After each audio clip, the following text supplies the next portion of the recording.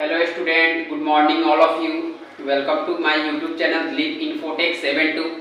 जैसे कि इसके हम लोग पिछले वीडियो में चैप्टर नंबर 15 का यूनिट 2 पढ़े थे लोग। आज हम लोग चैप्टर नंबर 15 का ही यूनिट 3 पढ़ते हैं लोग।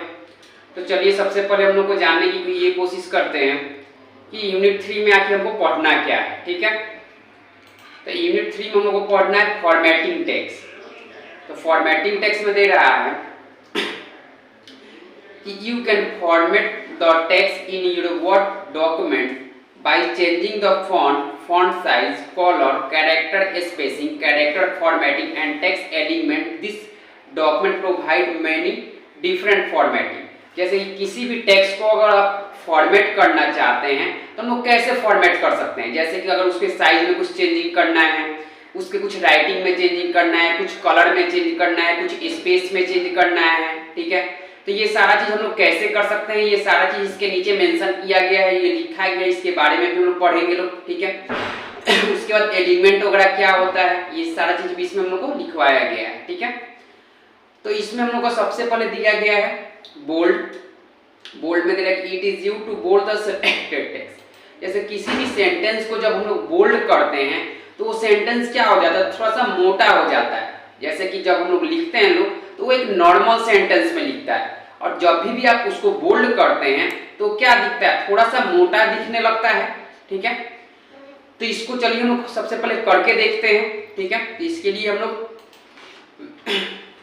विनवर्ड खोल लेते हैं। खुल गया है। यहाँ पे हम लोग क्या लिखे हैं लोग, जैसे लिखते हैं वेलकम टू इंडिया। ठीक है, तो यहाँ हम लोग क्या लिखे हैं लोग, वेलकम टू इंडिया। तो ये अभी क्या है, तो एक नॉर्मल सेंटेंस में। अब इसको अगर हम लोग बोल्ड करना चाहते हैं तो बोल्ड करने के लिए सबसे पहले हमको क्या करना पड़ता है, किसी भी सेंटेंस को सेलेक्ट करना पड़ता है। बिना सेलेक्ट किए हुए आप बोल्ड नहीं कर सकते हैं। ठीक है, तो इसको सबसे पहले हम लोग सेलेक्ट कर लेते हैं माउस के मदद से। ठीक है, माउस के भी मदद से आप सेलेक्ट कर सकते हैं, और नहीं तो कीबोर्ड से आप Ctrl+A बटन दबाइएगा तभी भी आपका सेलेक्ट हो जाएगा। अब देखिए यहाँ क्या लिखा गया है, बी लिखा गया है। बी का मतलब होता है बोल्ड। ठीक है, अब यहाँ बोल्ड पे जैसे ही हम लोग क्लिक करते हैं, देखिए हम लोग का जो सेंटेंस है वो थोड़ा सा मोटा हो गया है, मोटा दिखने लग गया है। ठीक है, तो इसका मतलब ये क्या हो गया, तो बोल्ड हो गया। ठीक है, उसके बाद क्या करना है, तो italic it is you to italic the selected text. Italic का मतलब हम लोग क्या होता है, अगर किसी भी सेंटेंस में अगर हम लोग इटाली लगाते हैं तो इटाली से हल्का सा टेढ़ा हो जाए, तिरछा करके दिखता है। ठीक है, तो इटाली करने के लिए हम लोग क्या करेंगे लोग, फिर इसी सेंटेंस को हम लोग सेलेक्ट करते हैं। ठीक है, यानी जो वेलकम टू इंडिया लिखे हैं लोग, ठीक है, इसी सेंटेंस को सेलेक्ट करते हैं लोग। और सेलेक्ट करने के बाद यहाँ बोल्ड के बगल में आई लिखा गया, आई फॉर इटाली होता है। ठीक है, अब इटाली पे जैसे ही क्लिक करते हैं तो देखिए जो हम लोग का सेंटेंस वेलकम टू इंडिया लिखा हुआ था ये हल्का सा टेढ़ा हो गया, यानी तिरछा हो गया। ठीक है, यानी तिरछा होने का मतलब क्या हो गया, ये इटाली के रूप में चेंज हो गया है। ठीक है, उसके बाद क्या दिया गया है, तो underline it is you to underline the selected text और पैराग्राफ। अंडरलाइन का मतलब हुआ कि जैसे कोई भी सेंटेंस अगर हम लोग लिखते हैं, ठीक है, और उसके नीचे से अगर कोई लाइन खींचते हैं तो उसको हम लोग क्या चीज के नाम से जानते हैं लोग, तो अंडरलाइन के नाम से जानते हैं लोग। ठीक है, तो ये चीजें कहाँ यूज किया जाता है, ठीक है, तो जहाँ ऐसे कि हम लोग कोई चीज हेडिंग के रूप में लिखते हैं तो हेडिंग के रूप में अक्सर हम लोग अंडरलाइन का यूज करते हैं। ठीक है, कि उससे हम लोग को पहचान में आता है कि हेडिंग क्या लिखा गया है। ठीक है, तो इसको करने के लिए जैसे कि फिर इसी वेलकम टू इंडिया को ही हम लोग अंडरलाइन करना चाहते हैं तो कैसे करेंगे, तो इसको सबसे पहले आप सेलेक्ट कर लीजिएगा और यहाँ क्या लिखा गया, अंडरलाइन लिखा गया। और अंडरलाइन पे जैसे ही हम लोग क्लिक करते हैं तो यहाँ से हम लोग क्या हो गया, तो नीचे से अंडरलाइन हो गया। ठीक है, और जो अभी हम लोग का अंडरलाइन हुआ है वो एकदम प्लेन लाइन हुआ है। ठीक है, लेकिन अगर अंडरलाइन का भी अगर हमको स्टाइल चेंज करना है, स्टाइल बदलना है, तो हम लोग कैसे बदल सकते हैं लोग, इसको लिए फिर आप इसको सेलेक्ट करिएगा और देखिएगा अंडरलाइन के बगल में यानी यू के बगल में आपका एक एरो का सिंबल दिया गया है। ठीक है, उस एरो वाले सिंबल पे जैसे ही क्लिक करते हैं तो देखिए इसमें से हमको अनेकों प्रकार का लाइन दिखा रहा है। ठीक है, अब इसमें आपको कौन सा लाइन पसंद है, ठीक है, जैसे ये डबल लाइन है, ठीक है, कौन सा, इस पे हम लोग जैसे ही क्लिक करते हैं, ठीक है, तो हम लोग का डबल लाइन यहाँ हम लोग का दिखा दिया, डबल लाइन अंडर में। ठीक है, उसके आगे दिया गया है font typeface and it is you to change the font type by the font type क्लेबरी। जैसे कि हम लोग फॉन्ट फेस का मतलब हो जाता है, यानी हम लोग एमएस वर्ड को स्टार्ट करते हैं, ठीक है, तो किस राइटिंग में वो लिखता है, उस राइटिंग का नाम क्या होता है, यानी राइटिंग का नाम क्या होता है। तो जैसे कि हम लोग एमएस वर्ड खोले हैं लोग, तो जिस राइटिंग में अभी लिखे हैं लोग हम लोग, ये किस राइटिंग में, तो क्लेबरी में है। यानी जब भी हम लोग एमएस वर्ड को खोल के अगर कोई भी लेटर लिखना स्टार्ट करते हैं, ठीक है, तो बाय डिफॉल्ट राइटिंग इसमें क्या होता है, एमएस वर्ड में तो क्लेबरी होता है। यानी कभी भी हम लोग लिखते हैं तो क्लेबरी के माध्यम से लिख सकते हैं। अगर उसमें अगर हमको कुछ चेंज करना है, कुछ बदलना है, तो आसानी से हम लोग चेंज कर सकते हैं लोग। तो चेंज करने के लिए क्लेबरी ऑलरेडी पहले से है, तो यहाँ क्लिक करते हैं उसके एरो के सिंबल पे। अब यहाँ से हम लोग का क्या चाहिए, जैसे एरियल चाहिए, देखिए एरियल करते हैं तो ये एरियल के राइटिंग में हो गया। फिर दूसरा स्टाइल अगर कोई चूज करते हैं तो यहाँ से जो आप चाहे वैसा राइटिंग आप चूज कर सकते हैं। देखिए हम लोग का राइटिंग में बदलाव आ रहा है, ठीक है, यहाँ से जो चाहे वो वैसा अपना चूज कर सकते हैं। उसके बाद क्या दिया गया, font size, it is you to change the font size. जैसे साइज चेंज का मतलब जो जिस राइटिंग में हम लोग लिखे हैं उस राइटिंग का जो साइज है, उस साइज को हम लोग बड़ा या छोटा कर सकते हैं, ठीक है। तो साइज बड़ा छोटा करने के लिए फिर हम लोग करेंगे कैसे, ठीक है, तो करने के लिए फिर हम लोग क्या करते हैं, एमएस वर्ड को ओपन करते हैं, ठीक है। अब यहाँ जो ये वेलकम टू इंडिया लिखा गया है, ये कितने का साइज में है, तो 11 का साइज में। 11 का साइज का मतलब हो जाता है कि अगर हमसे कोई पूछता है कि एमएस वर्ड का जो पेज होता है उसमें अगर हम लोग कुछ लिखना स्टार्ट करते हैं, तो जो भी सेंटेंस लिखते हो बाय डिफॉल्ट कितने के साइज में लिखता है, ठीक है। तो हम लोग वहां बता सकते हैं कि बाय डिफॉल्ट 11 के साइज में, नहीं 11 के साइज में वो लिखता है, ठीक है।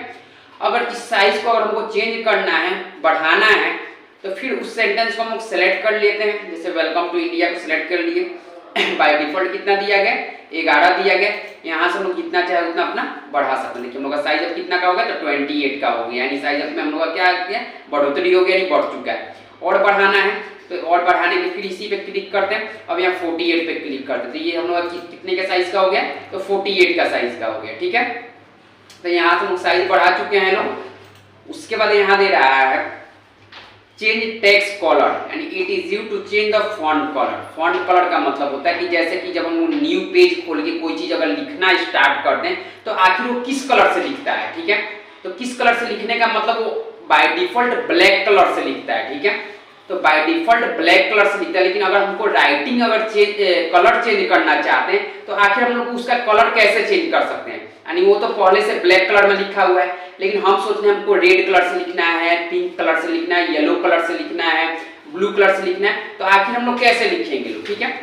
तो उसको लिखने के लिए क्या करेंगे, यहाँ से हम लोग वर्ड को खोल लेते हैं। यहाँ क्या लिखा गया देखते हैं, देखिए आप लोग वेलकम टू इंडिया लिखा गया, तो किस कलर से लिखा गया है, तो ब्लैक कलर से लिखा गया है, ठीक है। इसका कलर अगर हमको चेंज करना है तो फिर इसको हम लोग सेलेक्ट करते हैं और यहाँ ए लिखा गया है, तो ए में क्या लिखा गया, देखिए वहाँ फॉन्ट कलर लिखा हुआ है, ठीक है। अब उस फॉन्ट कलर पे जैसे ही हम लोग क्लिक करते हैं तो अब हम लोग किस कलर से लेना चाहते हैं, तो रेड कलर से लेना चाहते हैं, ठीक है। अब रेड पे जैसे ही क्लिक करते हैं, देखिए हम लोग का जो सेंटेंस है वो किस कलर में आ गया है, तो रेड कलर में आ गया है, ठीक है। अब कलर फिर आपको अगर चेंज करना चाहते हैं तो फिर इसको हम लोग क्या करते हैं, सेलेक्ट करते हैं और इस रेड कलर को हटा के हम लोग क्या करना चाहते हैं, तो येलो कलर करना चाहते हैं। अब जो हम लोग का सेंटेंस लिखा गया वो किस कलर से लिखा गया, तो येलो कलर से लिखा गया, आप लोग को दिख रहा है।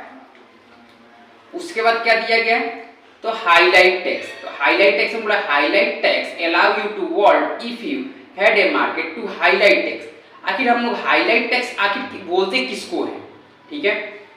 तो हाईलाइट टेक्स्ट का मतलब जैसे हम लोग कुछ सेंटेंस लिखते हैं, सेंटेंस का जो बैकग्राउंड का कलर होता है उसको हम लोग हाईलाइट टेक्स्ट के नाम से जानते हैं, ठीक है। उसको हाईलाइट टेक्स्ट के नाम से जानेंगे लोग। जैसे करके देखते हैं हम लोग, यहाँ लिखा गया है वेलकम टू इंडिया, तो इसको हम लोग क्या करते हैं, सबसे पहले सेलेक्ट कर लेते हैं लोग और यहाँ हाईलाइट टेक्स्ट में जाते हैं। उन्होंने जो टेक्स्ट का कलर था उसके बगल में टेक्स्ट हाईलाइट कलर लिखा हुआ है, इस पे क्लिक करते हैं लोग। अब हम लोग का टेक्स्ट का कलर क्या है, तो येलो कलर है। और हाईलाइट कलर भी अगर येलो करते हैं तो हमको समझ में नहीं आएगा। समझ में नहीं आने का कारण क्या है कि दोनों कलर आपस में मैच कर जाएगा, ठीक है।